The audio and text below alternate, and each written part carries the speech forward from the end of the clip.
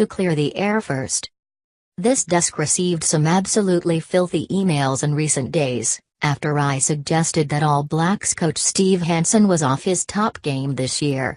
The abuse came thick and moderately paced. It felt as if I had drowned someone's puppy. Since the reaction was so vehement. As I have written before, Hansen is without doubt the best All Black coach in the 45-plus years I have been following rugby. Without doubt. Until he came along, I'm not sure there was anyone who stood out from the pack in that time. In the wake of the reaction to the previous column, it feels important to emphasize that Hansen has rewritten the book, particularly in how to win the confidence and trust of players. His record is close to impeccable. He is a really smart learner.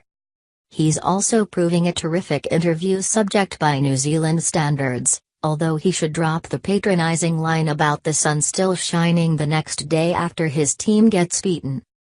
It's not even a helpful subliminal message to his players.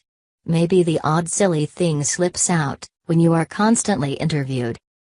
Without overly rehashing my argument, Hansen himself said this week, "Sometimes you are not going to get it right and sometimes this year we haven't."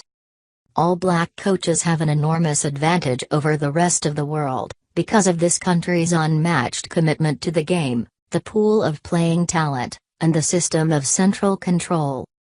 Those who see the defeat to $5 outsiders Australia in Brisbane as a natural byproduct of a weakened All Black team forget a few things. It's not who is missing that counts. It's who is playing, and those teams were evenly matched. The Wallabies had an experience advantage in the front row, but they had their share of rookies as well and lost their only experienced lock halfway through the game. Most importantly, all New Zealand rugby players come through much tougher systems than the Australians and operate in a higher quality Super Rugby environment. Moving on. In an interview with Radio Sport's Martin Devlin, World Cup winning coach Hansen said his great passion for the job remains undiminished. For Steve Hansen, read Sir Alex Ferguson. If Hansen wins the 2019 World Cup, his passion is still strong, and his family can handle the extended ride, then stay on, I say, because there is no one better for the job. Having already coached for a decade, Alex Ferguson took charge of Manchester United for a staggering 26 years, producing an era stacked with hard-to-comprehend success. Talk about pressure. Unlike most rugby coaches, Ferguson had huge egos to deal with, and that was just the player agents. Football is a far more competitive sport than rugby, and the transfer market alone means managers deal with complications unheard of in rugby. Ferguson was the Manchester United manager into his early 70s. Steve Hansen is a mere 58. Hansen clearly loves being the All Black coach, almost revels in the scrutiny, and he will very likely still be the outstanding man for the job post-2019. He has a personality which means he is built to last, and Hansen can tweak the operation by changing his coaching staff. That will help keep his thinking fresh as well. That said, I still think Hansen's All Blacks have been a bit of a jumble this year and he needs to upgrade some areas, particularly the incisiveness of the attack and power ball running. The rise of Asafo is among the most exciting things in New Zealand rugby for many years. He's like a lot of other very good hookers you have seen, but in outrageously high-speed overdrive. But sadly, it looks as though Dane Coles, so sensational in his prime, is on the way down.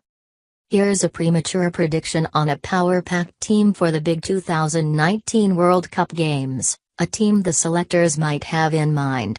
The major disappointment was being unable to find a place for Viafifra.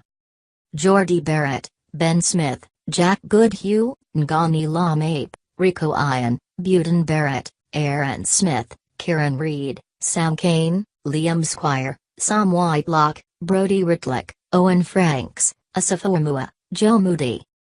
Reserves: Cody Taylor, Kane Hames, Nepo Lalala, Patrick Tuipulotu, Artie Savia, TJ Perinaura, Damian McKenzie, Sonny Bill Williams.